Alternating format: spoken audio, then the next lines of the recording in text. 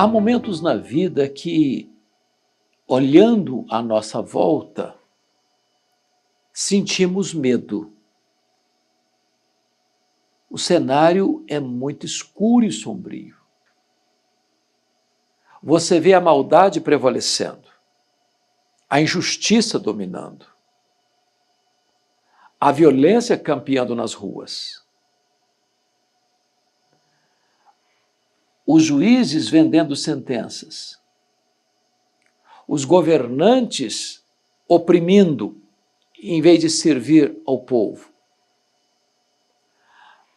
a religião desacreditada, as pessoas perdidas e confusas, porque os inimigos do homem são os da sua própria casa. A crise bateu à porta. O que fazer? Ainda há esperança? Esta é a mensagem do profeta Miqueias, no capítulo 7 do seu livro. Ele levantou a sua voz e denunciou os pecados da sua nação. Pecados cometidos pelos líderes, pelos governantes, pelos sacerdotes, pelos juízes, pelo povo. E aqui eu gostaria de trazer à sua mente esclarecida esse quadro que o profeta Miqueias traz. No verso 1, ele dá um ai de mim, ai de dor, de quem chora a dor do luto, ao ver o cenário da sua nação. Quando eu olho para o Brasil, a sensação é a mesma, de opressão, de corrupção, de perseguição, de crise política, de crise econômica, de crise moral, de crise espiritual. É um ai de dor. Mas no verso 2, ele vai dizer assim: pereceu da terra o piedoso, e não há entre os homens quem seja reto, todos espreitam para derramar sangue, cada um caça a seu irmão com rede.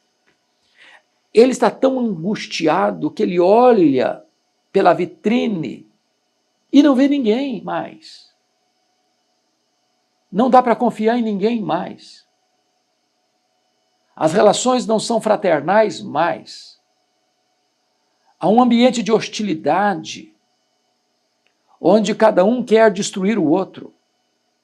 Não é o inimigo declarado, é gente irmã, do mesmo sangue, talvez que mora debaixo do mesmo teto, que frequenta a mesma assembleia, que mora no mesmo bairro. Gente que não confia mais em ninguém.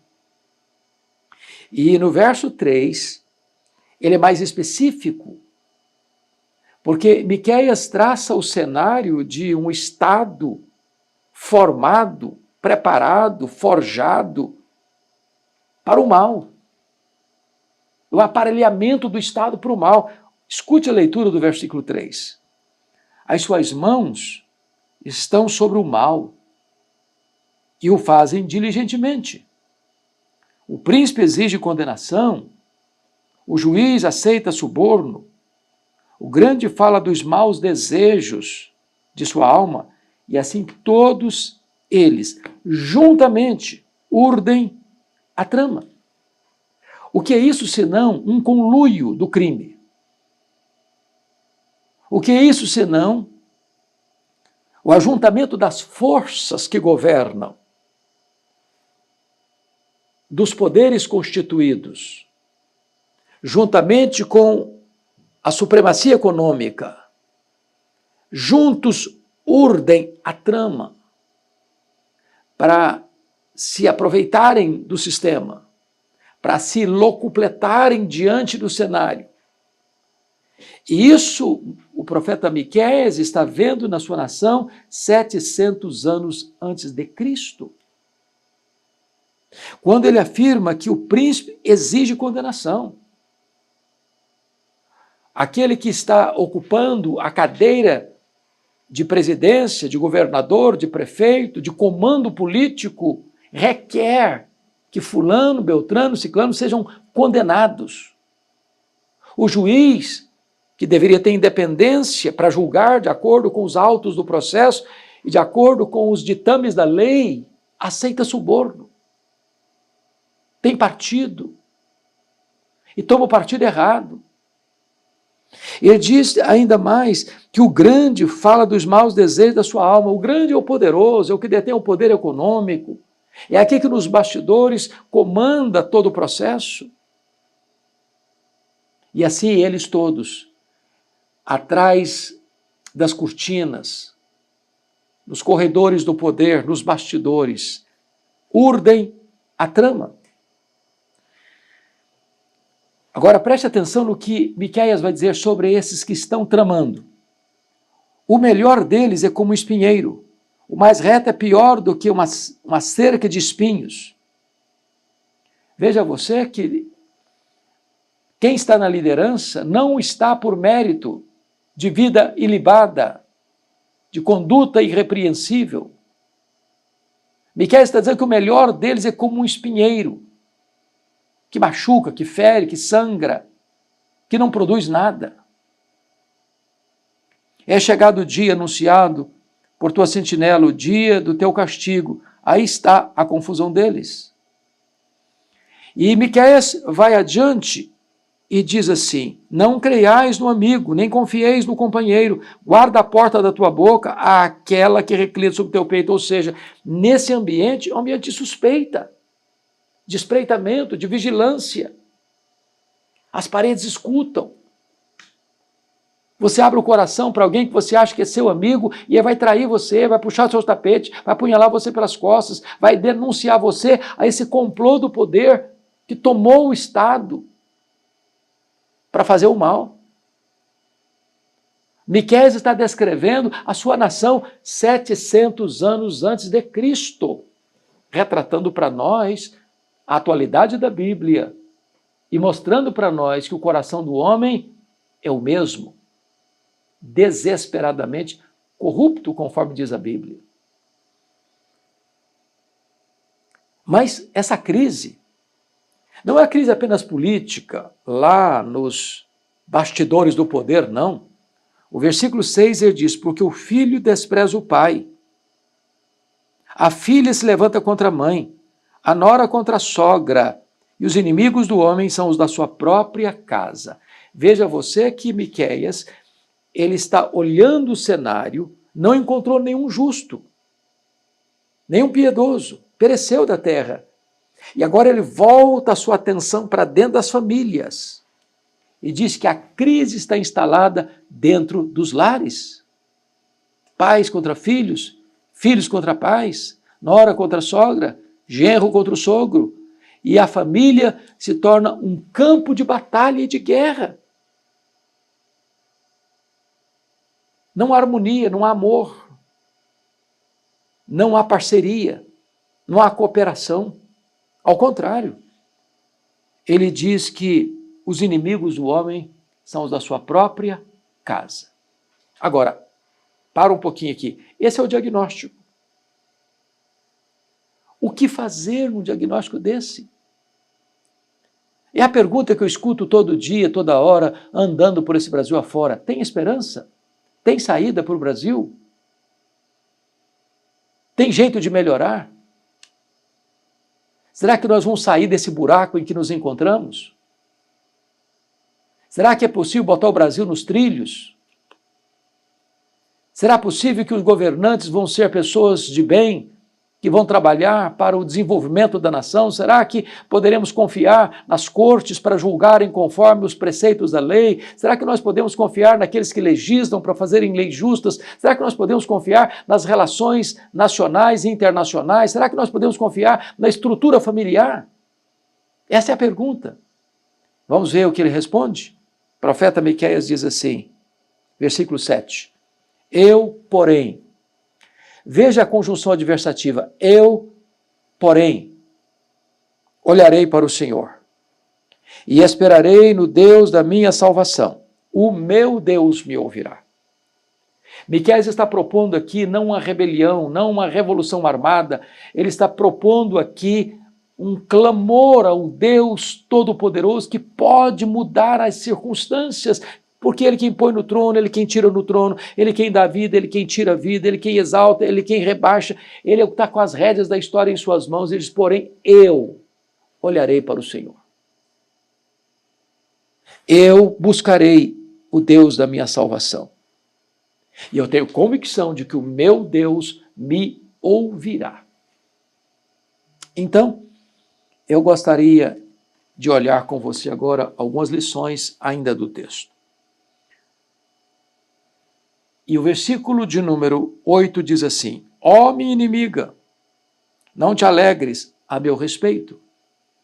Ainda que eu tenha caído, levantar-me-ei. Se morar nas trevas, o Senhor será a minha luz. Então, preste atenção, agora eu quero falar de forma muito particular e individual ao seu coração. Talvez você caiu, você tropeçou, você passou por um revés, quem sabe uma queda moral, uma situação que deixou você no chão, na lona, nocauteado, envergonhado, humilhado. E os seus inimigos estão lá, babando de alegria, porque você caiu, porque você está sofrendo, porque você está passando por uma crise medonha. E este homem está dizendo, se você cair, calma, Deus vai levantar você.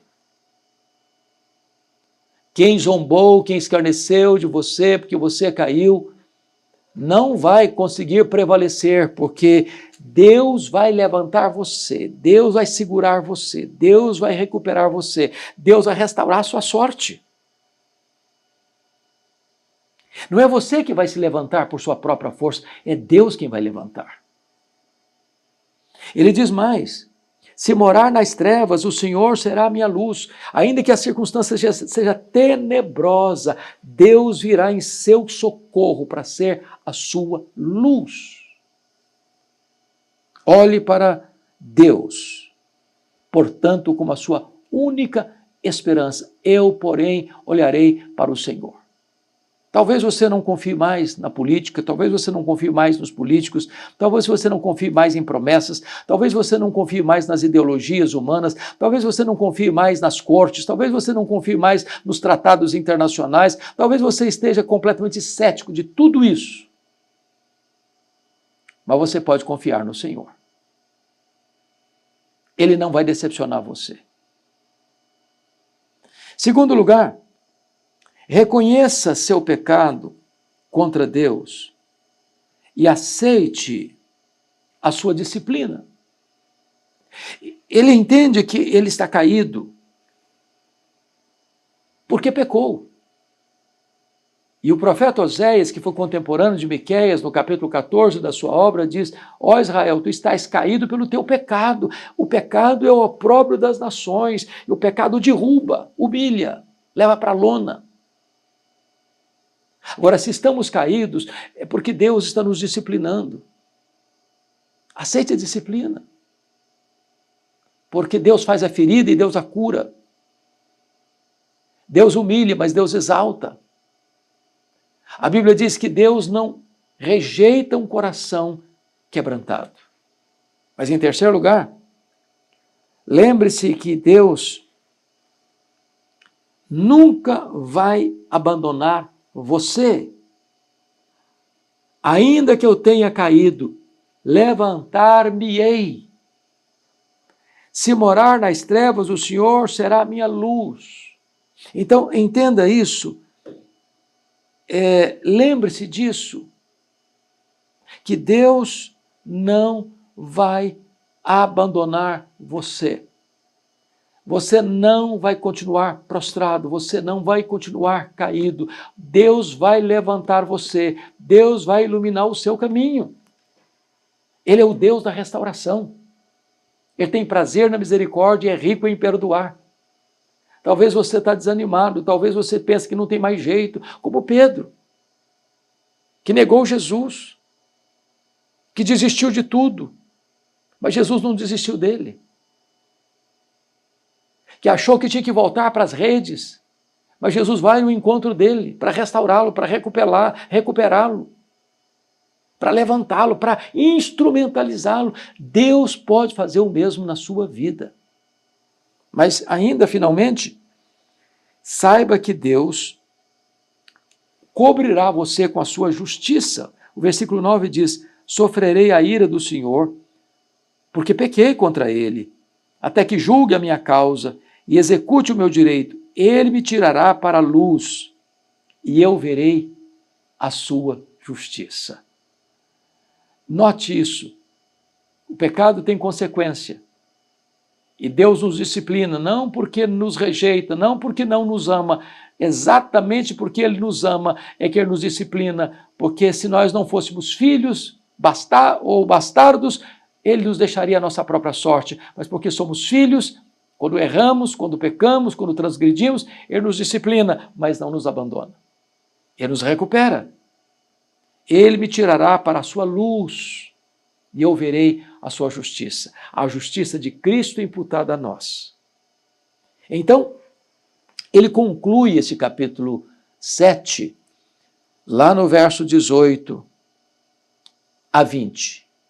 E no verso 18, ele, olhando para Deus, esse Deus que disciplina e esse Deus que restaura, diz assim: quem, ó Deus, é semelhante a ti, que perdoas a iniquidade e te esqueces da transgressão do restante da tua herança? O Senhor não retém a sua ira para sempre, porque tem prazer na misericórdia. Quem é como Deus? Tão compassivo, tão misericordioso, tão bondoso, tão perdoador. Ele diz no verso 19: tornará a ter compaixão de nós. Ele já teve no passado, vai ter de novo agora no presente. E ele diz: pisará aos pés as nossas iniquidades. Deus apaga as nossas transgressões, desfaz os nossos pecados como a névoa, lança para trás das suas costas os nossos erros, lança nas profundezas do mar os nossos pecados e pisa sobre as nossas iniquidades, dizendo: está acabado, está perdoado. Por causa da justiça do Filho dele imputada a nós, ele nos perdoa. E o texto diz assim: e lançará todos os nossos pecados, não alguns, todos os nossos pecados nas profundezas do mar. E Corrie ten Boom, comentando esse versículo, diz assim: e Deus ainda coloca uma placa: é proibido pescar aqui. Deus perdoa os nossos pecados e deles não mais se lembra. Deus não joga mais no nosso rosto os pecados que ele nos perdoou. Então, chega ao verso 20, finalmente ele diz: mostrarás a Jacó a fidelidade, a Abraão a misericórdia, as quais juraste a nossos pais desde os dias antigos. Deus retrata aos nossos antepassados e a nós a sua fidelidade e a sua misericórdia. Se a crise bateu à sua porta, ainda assim tem esperança. Não nos homens, não nas instituições humanas, não nos governos humanos, não nas cortes humanas, não no mercado internacional, não nas transações internacionais, mas você pode ter esperança em Deus. E eu concluo repetindo a leitura do versículo de número 7. Mesmo que tudo à sua volta desmorone, faça o que Miqueias fez. Ele diz: eu, porém, olharei para o Senhor. Eu esperarei no Deus da minha salvação. O meu Deus me ouvirá. Este Deus é o nosso Deus. Ele também pode ouvir você. Ele também pode restaurar você. Ele também pode trazer verdadeira esperança para o seu coração. Deus abençoe sua vida. Deus abençoe sua família. Que haja um tempo novo de refrigério, bonança e restauração para a sua alma. Se esta mensagem abençoou a sua vida, o seu coração, eu peço gentilmente a você, partilha com outras pessoas. Se você não está inscrito neste canal, nos ajude inscrevendo-se no canal e nos ajudando a levar essa mensagem a toda a nação brasileira e aos rincões da terra. Um grande abraço a você. Fica com Deus.